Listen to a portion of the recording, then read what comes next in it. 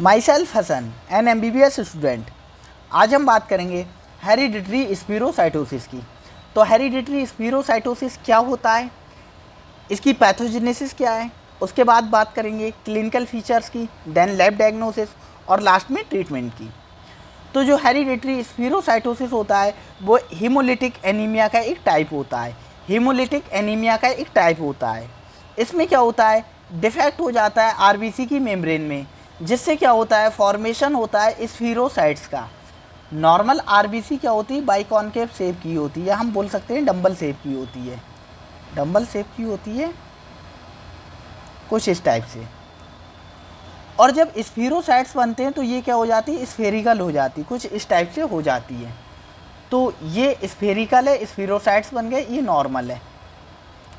ये क्या है, एक ऑटोसोमल डोमिनेंट डिसऑर्डर होता है, ऑटोसोमल डोमिनेंस।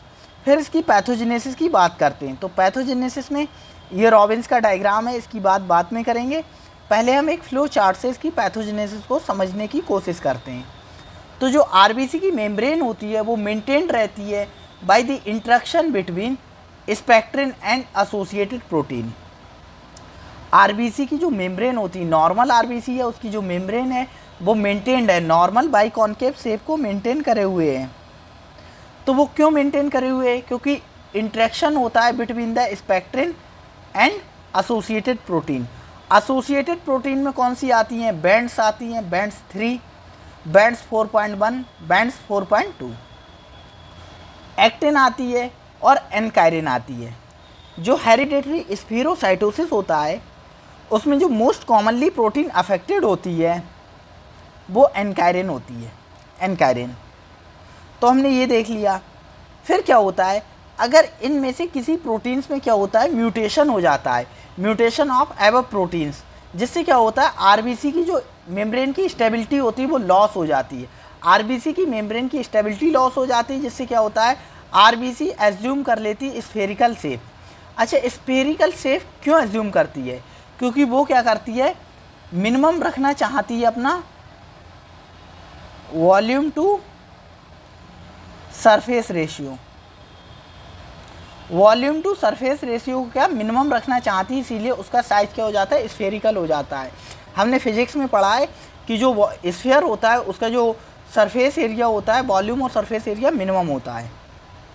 तो हमारा क्या हो गया, आरबीसी स्फेरिकल हो गई, जिससे क्या होगा, वो ईजिली ट्रैप्ड हो जाती है स्प्लीनिक कॉर्ड में या स्प्लीनिक साइनोसाइड्स में, जिससे क्या होता है, वहाँ इसका डिस्ट्रक्शन हो जाता है और एक्स्ट्रा वेस्कुलर हीमोलिसिस होती है। एक्स्ट्रा वेस्कुलर हीमोलिसिस का मतलब है जो हीमोलिसिस हो रही है वो वेसल्स के बाहर हो रही, ब्लड वेसल्स के बाहर हो रही है, या तो हो रही है स्प्लीन में या लीवर में।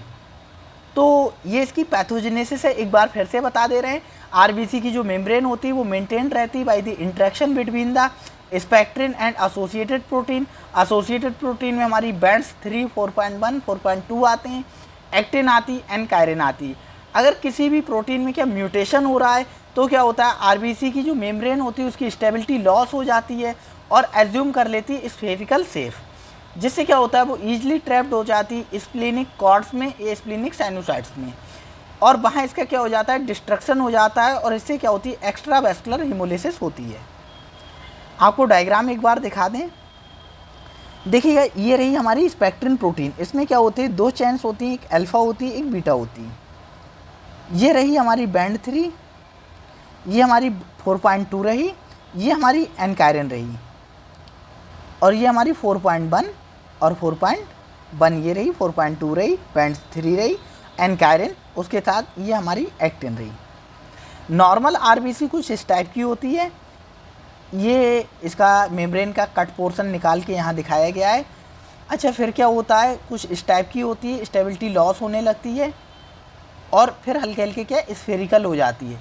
ये स्फेरियोसाइट बना लिए, स्फीरोसाइट्स होते हैं, स्प्लीनिंग मैक्रोफेजेस के द्वारा इनगल्फ कर लिए जाते हैं और डिस्ट्रॉय कर दिए जाते हैं। अच्छा, इसमें कुछ लिखा है, आप ध्यान से थोड़ा देखिएगा। Pathogenesis of hereditary spherocytosis, normal organisation of major red cell membrane skeletal protein. Mutation होता है कहाँ, अल्फा स्पेक्ट्रिन में, बीटा स्पेक्ट्रिन में, या एनकायरिन में, या हो सकता है 4.2 में या बैंड 3 में। Bacon's the association of the membrane, इसलिए मतलब मेम्ब्रेन हो जाती है वीक हो जाती है with overlapping plasma membrane cause red cell shed membrane vesicle, मतलब कुछ सैडिंग होने लगती है, इस टाइप से सैडिंग होने लगती है। जब म्यूटेशन होता है उसके बाद इस टाइप से सैडिंग होने लगती है, जिससे क्या होता है स्फेरिकल शेप ले लेती है, यही है इसमें, और ट्रैप्ड हो जाती है स्प्लीनिक कॉर्ड में।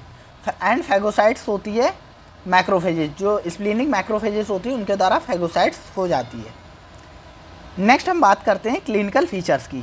तो इसमें क्लिनिकल फीचर्स क्या क्या होते हैं?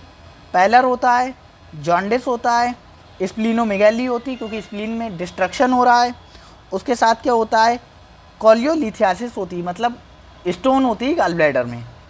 इसके कॉम्प्लिकेशंस क्या होते हैं? एप्लास्टिक क्राइसिस होती है जो एसोसिएटेड होती है पार्वोवायरस B19 के इन्फेक्शन से, पार्वोवायरस B19 के इन्फेक्शन से। उसके बाद बात करते हैं लैब डायग्नोसिस की। तो लैब डायग्नोसिस में सबसे पहले क्या करेंगे? CBC करा कर देखेंगे। तो CBC में हीमोग्लोबिन कम दिखेगा, TLC प्लेटलेट्स और MCB क्या होंगी? नॉर्मल होंगी, MCSC इंक्रीज हो जाएगा। MCSC mean corpuscular haemoglobin concentration, ये इंक्रीज हो जाएगा। अच्छा, पेरीफिलर ब्लड स्मेयर करा के देखेंगे। फिर इसमें क्या होगा? हमें स्फीरोसाइट्स दिखेंगे, गोल गोल स्फीरोसाइट्स दिखेंगे,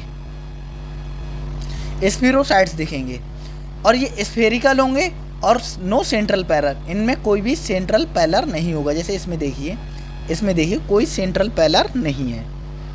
अच्छा, उसके बाद क्या करते हैं? एक स्क्रीनिंग टेस्ट होता है जिसे कहते हैं osmotic fragility test. Osmotic fragility test इसमें क्या करते हैं? बिकॉज ऑफ स्फेरिकल शेप, जो RBC होती है उसका शेप स्फेरिकल हो जाता है, सो इनकी ऑस्मोटिक फ्रेजिलिटी, वो ऑस्मोटिक फ्रेजिलिटी को ज़्यादा शो करती है, मतलब ऑस्मोटिक सोल्यूशन में इजीली ब्रेक हो जाती है। When placed in hypotonic salt solution, जब हाइपोटोनिक सॉल्ट सोल्यूशन में इसे प्लेस्ड करते हैं स्फेरिकल RBC को, तो वो इजीली ब्रेक हो जाती है। इसके ट्रीटमेंट में क्या हम देते हैं? स्प्लीनेक्टोमी, मतलब जो स्प्लीन है उसे रिमूव कर देते हैं। स्प्लीन को रिमूव करने के बाद उसका पेरिफेरल ब्लड स्मीयर कराते हैं, जिसमें हमें देखती हैं हॉविलजॉली बॉडी। हॉविलजॉली बॉडी क्या होती है? रेमिनेंट होती हैं न्यूक्लियस का रेमिनेंट होती है। अच्छा, हॉविलजॉली बॉडी और कहाँ दिखती है? एक जगह, अगर आपको याद होगा तो मेगालोब्लास्टिक एनीमिया जो होती है, मेगालोब्लास्टिक एनीमिया, इसमें भी हमें हॉविलजॉली बॉडीज देखने को मिलती हैं, और थैलेसेमिया में भी देखने को मिलती हैं।